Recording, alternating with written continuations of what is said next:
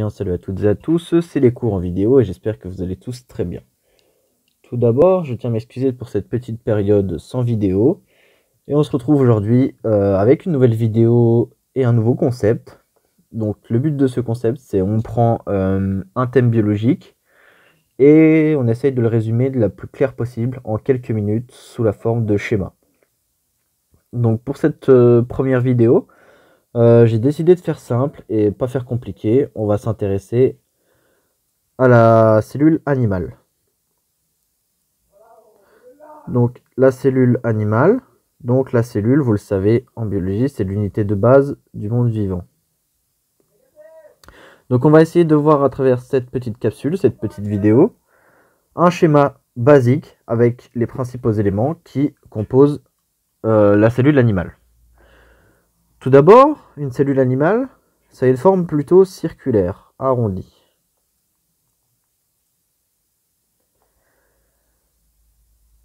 On va pas faire ça comme ça.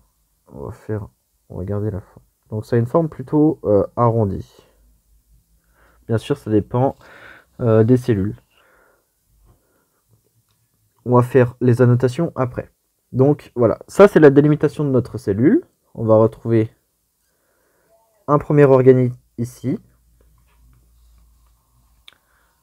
Un deuxième ici. Et donc ça, c'est ce qu'on apprend en sixième. Donc je vais commencer à la noter.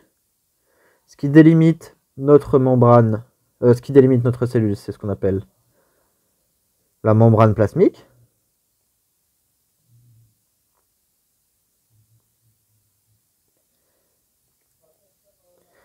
Ce qui est à l'intérieur, le liquide entre guillemets, c'est ce qu'on appelle le cytoplasme.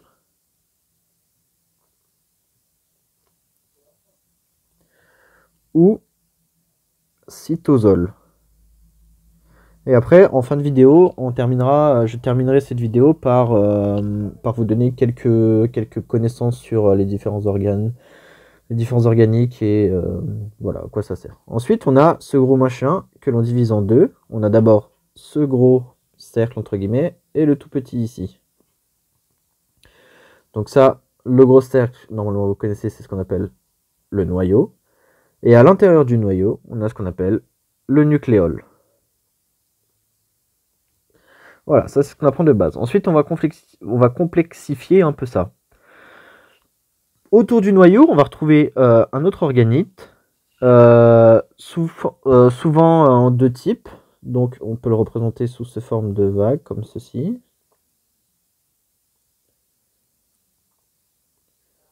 On le représente souvent comme ça.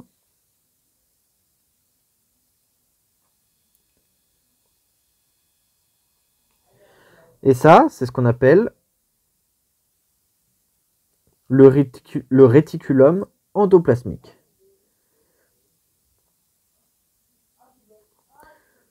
Il est de deux types, je vous l'ai dit. On a ce qu'on appelle le réticulum endoplasmique lisse et le réticulum endoplasmique rugueux. Celui-là, c'est plutôt un rugueux. Et genre ici, ça va plutôt communiquer avec un réticulum endoplasmique plutôt lisse ici. Ensuite, pas loin du réticulum endoplasmique, on va retrouver un autre organite essentiel dans une cellule. Donc on peut le représenter comme ceci.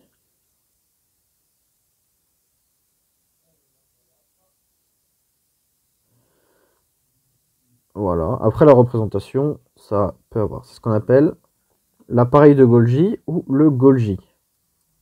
Donc, je vais noter Golgi. Ensuite, on va retrouver ce qu'on appelle donc un organite comme ça. Ce qu'on appelle les mitochondries.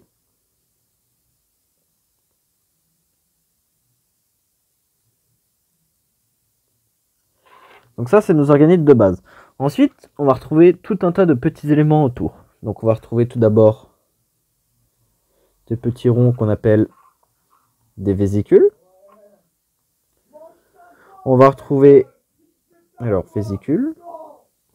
On va retrouver en périphérie ce qu'on appelle des lysosomes.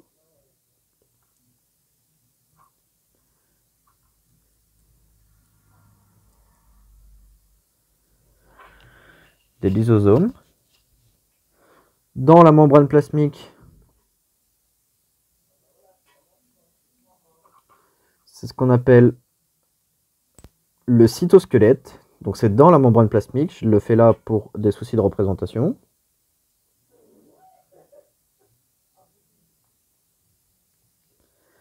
Le cytosquelette. On va retrouver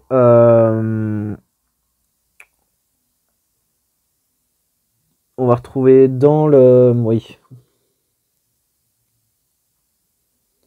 Ici, on va retrouver au niveau du réticulum endoplasmique rugueux les ribosomes. On verra leur rôle après.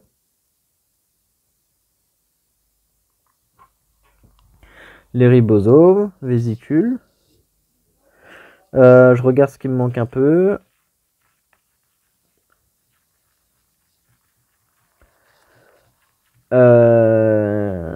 Ouais. À proximité des mitochondries, ici, on va retrouver ce qu'on appelle les peroxysomes.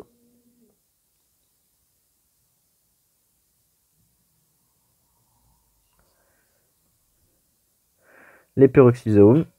Et enfin,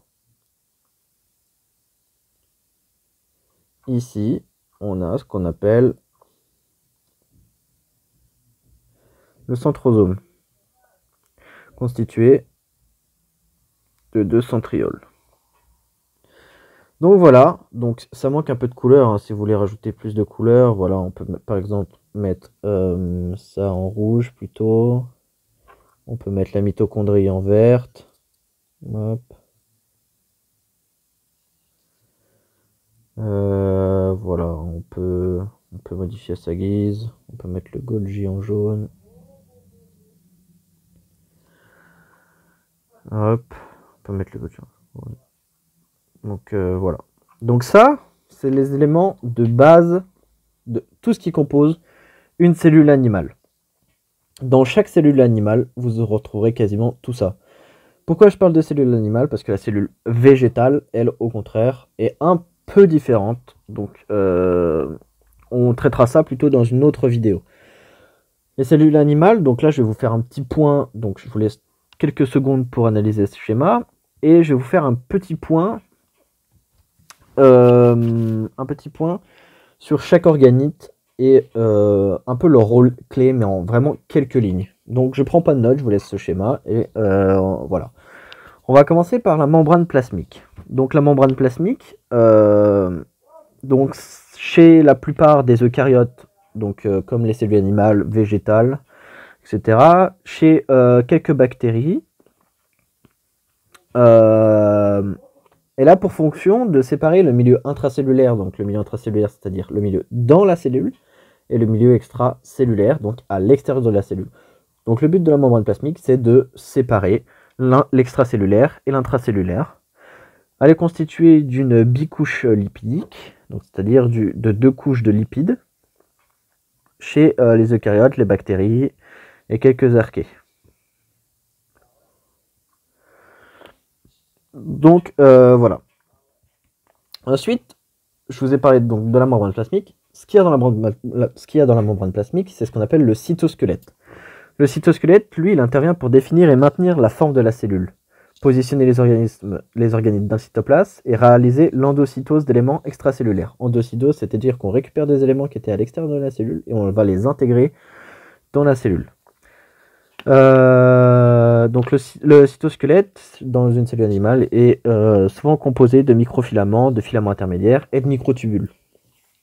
Donc voilà, le rôle du cytosquelette, c'est un peu l'architecte, l'échafaudage. C'est lui qui va maintenir la structure grâce à des microfilaments, des microtubules, des filaments intermédiaires, avec un grand nombre de protéines.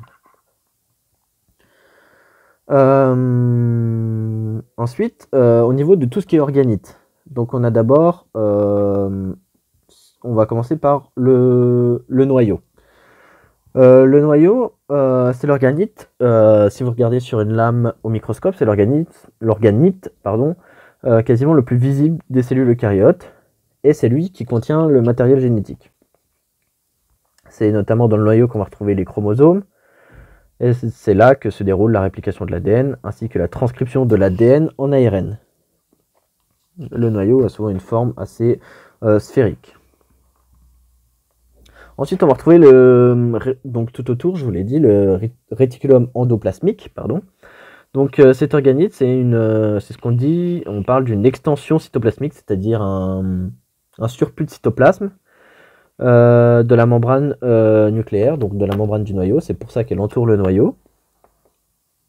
Et en gros, le rôle du réticulum endoplasmique, c'est qu'il va assurer la biosynthèse et le transport de molécules marquées pour des transformations et des destinations spécifiques. Le réticulum endoplasmique rugueux, comme je vous l'ai dit, il est recouvert de ribosomes. Et les ribosomes vont produire des protéines essentiellement destinées à être sécrétées hors de la cellule ou à rester dans la membrane plasmique. Grosso modo. Hein. Le réticulum endoplasmique lisse, lui, il est dépourvu de ribosomes à sa surface et il intervient essentiellement dans la production de lipides, dans la détoxication de certains produits et voilà, il a diverses fonctions sécrétrices. Ensuite, à côté, on a l'appareil de Golgi ou le Golgi. Cet organisme, c'est le lieu de transformation finale des protéines nouvellement synthétisées. Donc on parle de modification post-traductionnelle, essentiellement par glycosylation et phosphorylation. Donc lui, voilà. Donc on va transformer les protéines qu'on vient de synthétiser. Ensuite, je vous ai parlé des centrosomes. Donc le centrosome, c'est un organisme qui produit les microtubules de la cellule, qui sont essentiels à la composition du cytosquelette. C'est aussi lui qui va organiser le transport à travers le réticulum endoplasmique et l'appareil de Golgi de certaines protéines. Les lysosomes et les peroxysomes. Les lysosomes, ça contient essentiellement des hydrolases, donc pour hydrolyser l'eau. Donc c'est des enzymes digestives. Donc elle a pour rôle de dégrader les éléments cellulaires endommagés ou inutilisés par la cellule. Les peroxysomes, ils contiennent des enzymes qui éliminent les peroxydes nocifs pour la cellule. Les peroxydes sont nocifs pour la cellule, donc il nous faut un organite, une structure pour les éliminer. Ensuite, on a les mitochondries. Donc les mitochondries, ce sont des organites qui assurent la production d'énergie métabolique de la cellule. Donc ils vont produire par réplication, reproduisent par réplication et sont présents dans le cytoplasme de toutes les cellules eucaryotes sous des formes, des tailles et des nombres variés. Donc c'est notamment dans les mitochondries que se déroule la respiration cellulaire qui mène à la production d'ATP.